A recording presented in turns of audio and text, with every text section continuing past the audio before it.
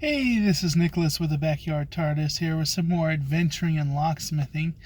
Um, I've been had kind of a bit of a break there for a little bit. Had to work real crazy. Of course, by the time you see this video, that break will have come and gone because I had a bunch of videos already recorded. But that's just how crazy I was. Is the uploading and making thumbnails for them and all that. I just did not have the time.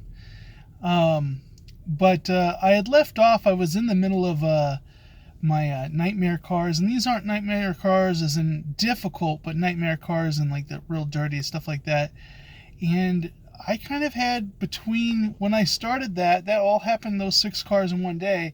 I've had a few cars since then, so I figured I'd just continue this series on. This one, a Kia Sportage.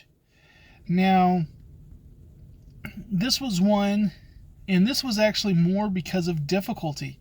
So the car looked kind of older, but it was clean, but it didn't look in good shape. And I took apart, made the key, and it didn't turn in the ignition. All the cuts are in the door that are in the ignition, so the key I made from the door lock. So I asked the guy, because I asked him ahead of time, "Are you sure the key that worked the door worked the ignition?" He says, "Yes, I'm positive." So I'm trying. I'm finally like, you know what?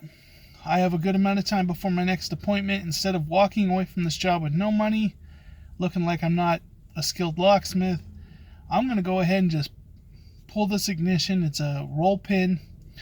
It's got 4 roll pins that hold this ignition. Most ignitions have 1 roll pin, or 2, or 3 at the most.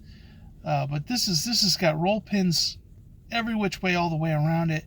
So I gotta get out the shear head bolts, knock those loose, get those loose, pull the ignition down, and it's got hidden screws holding it on everywhere. So it was a bear to get out. Finally get it out, get it apart. Turns out the last cut is double width. So if I had just dragged the last cut depth all the way to the end of the key, it would have worked.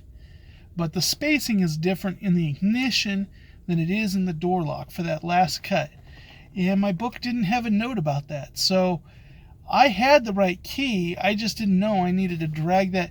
And so I put about an hour's worth of labor into something that, probably if I'd bought a different brand book, there might have been a note in that one. I'm sure there's a note somewhere in certain locksmith stuff, but in my book, there wasn't a note. And sure enough, I looked it up online afterwards, and there were notes about it. And it was just one of those things that was frustrating thing. Now, this is probably the first and only Kia Sportage I've ever done. They're not that common of a car, and I'm not in that big of a city, so I may never run into another one again, and I'll probably forget if I do. So I wrote a little note in my book. Hopefully I remember when I buy a new book to transfer that over. But this is just some of the things that sometimes you run into these things. So it took me twice as long. I charged the guy exactly what I originally told him because it was on me. It was not on him. There was nothing.